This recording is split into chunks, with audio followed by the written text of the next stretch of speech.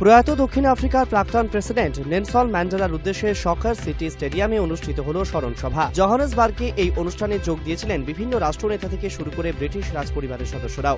উপস্থিত ছিলেন মার্কিন প্রেসিডেন্ট বারাক ওবামা, ফ্রান্সের প্রেসিডেন্ট ফ্রাঁসোয়া ওলান্দে, ব্রিটিশ প্রধানমন্ত্রী ডেভিড ক্যামেরন, প্রাক্তন মার্কিন প্রেসিডেন্ট জর্জ ডব্লিউ বুশ, বিল ক্লিন্টনও। 15ই ডিসেম্বর দেশের দক্ষিণাঞ্চলীয় ক্যাপের কুনু গ্রামে পৈতৃক সমাধিস্থলে চিরসমাহিত করা হবে ম্যান্ডেলাকে। গুড়ি গুড়ি বৃষ্টি উপেক্ষা করেও এদিন সকার সিটি স্টেডিয়ামে হাজির ছিলেন হাজারো ম্যান্ডেলা প্রেমী। প্রায় 95,000 মানুষের সমাগম হয়েছিল সকার সিটি স্টেডিয়ামে। আল কায়দা প্রতিষ্ঠা ওসামা বিন লাদেন যে আতঙ্কবাদী ছিল তা মার্কিন গোয়েন্দা সংস্থাকে জানিয়েছিলেন পাকিস্তানি চিকিৎসক শাকিল আফ্রিদি। সেই খবর পেয়ে মার্কিন সেনা অ্যাবোটাবাদে হানা দিয়ে হত্যা করে লাদেনকে। এরপরই পাকিস্তান তাকে বিশ্বাসঘাতক বলে চিহ্নিত করে। তার বিরুদ্ধে রোগী হত্যার অভিযোগ এনে শাকিলকে গ্রেপ্তার করা হয়। বিশ্বাসঘাতকতার জন্য 33 বছর কারাদণ্ড দেয় পাক আদালত। এই রায় পুনর্বিবেচনার জন্য দিন ঘোষিত হয়েছে 18ই ডিসেম্বর। অবশেষে দীর্ঘ আন্দোলন ও বিক্ষোভের পর মুখোমুখি বাংলাদেশের শাসক ও আওয়ামী লীগ ও বিরোধী দল বিএনপি নেতা আন্দোলিব রহমান পার্থর বাড়িতে বৈঠকে মুখোমুখি দুই দল। বৈঠকে নেতৃত্ব দেবেন ঢাকায় সফররত রাষ্ট্রসংঘের রাজনীতি বিষয়ক সহকারী মহাসচিব অস্কার ফার্নান্ডেজ তারানকো। বৈঠকে বিএনপির মহাসচিব ফখরুল ইসলাম আলমগীর, চেয়ারম্যান আন্দোলিব রহমান পার্থ এবং আওয়ামী লীগের সাধারণ সম্পাদক আশরাফুল ইসলাম রয়েছেন। বৈঠকের দিকে তাকিয়ে সীমান্ত বাণিজ্যের ব্যবসায়ীরা আশা, নির্বাচন নিয়ে হয়তো কাটবে অচলাবস্থা।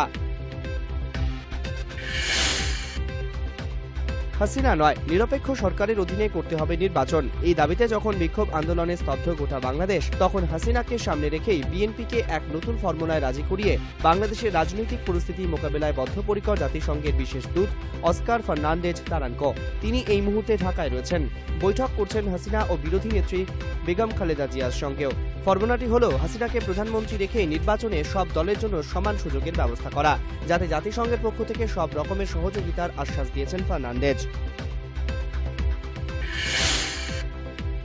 নির্দলীয় সরকারের অধীনে শান্তিপূর্ণ নির্বাচন করতে হবে বাংলাদেশে। এই দাবিতে বন্ধের রাস্তা থেকে পিছু হচ্ছে না বাংলাদেশের বিরোধী দল বিএনপি। তৃতীয় দফায় 72 ঘণ্টা বন্ধের কর্মসূচি ঘোষণা করেছিল বিএনপি। শনিবার থেকে শুরু হয়ে তৃতীয় দফার বন্ধ মঙ্গলবার শেষ হওয়ার কথা থাকলেও নির্বাচন নিয়ে সরকার পক্ষের অবস্থান না বদলানোয় আগামী শুক্রবার পর্যন্ত সেই বন্ধের সময়সীমা বাড়ানো হয়েছে। মঙ্গলবার রাষ্ট্রসংঘের সহযোগিতায় আওয়ামী লীগের সঙ্গে আলোচনার রাস্তায় গেলেও আপাতত বিক্ষোভ আন্দোলন জারি রেখেছে বিরোধী দল বিএনপি, যার জেরে বন্ধ ভারত বাংলাদেশ সীমান্ত বাণিজ্য। ইন্দোনেশিয়ার রাজধানী জাকার্তায় এক ভয়াবহ ট্রেন দুর্ঘটনায় মৃত্যু হয়েছে 7 জনের। আহতের সংখ্যা 20-এরও বেশি। মধ্য জাকার্তা থেকে আসা একটি যাত্রীবাহী ট্রেন এবং ট্রাকের সংঘর্ষে এই দুর্ঘটনাটি ঘটেছে বলে জানা গেছে। দুর্ঘটনার পরেই ট্রেনের বেশিরভাগ বগি লাইনচ্যুত হয়ে যায়।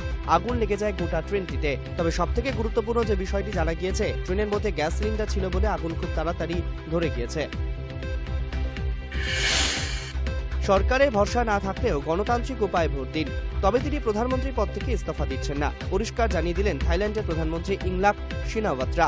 তিনি আরও জানিয়েছেন, আর বিক্ষোভ চালিয়ে যাওয়ার দরকার নেই, নতুন করে নির্বাচনে অংশগ্রহণ করুন।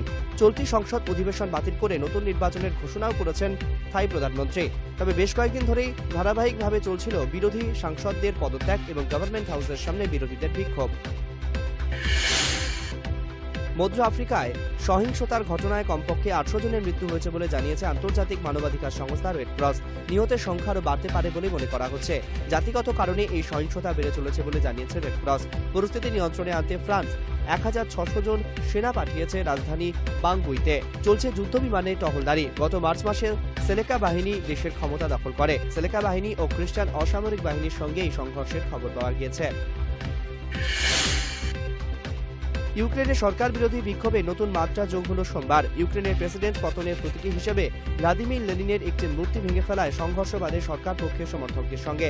ইউক্রেনের ওপর রাশিয়ার প্রভাব কমানোর জন্য সরকারের বিরুদ্ধে বিক্ষোভ শুরু করে সরকার বিরোধীরা। এই আন্দোলনের সময় লেনিনের মূর্তি ভেঙে ফেলার ঘটনায় তা চরম আকার ধারণ করেছে।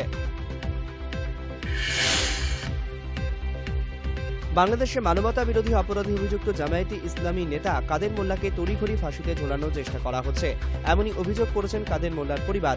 ইতিমধ্যে কাদের মোল্লার ফাঁসির আদেশ আন্তর্জাতিক অপরাধ আদালত থেকে এসে পৌঁছেছে ঢাকা সেন্ট্রাল জেল কর্তৃপক্ষের কাছে। কাদের মোল্লার পরিবারের দাবি, আইনি প্রক্রিয়া শেষ করার সুযোগ না দিয়েই তাকে ফাঁসিতে ঝোলানোর চেষ্টা করা হচ্ছে।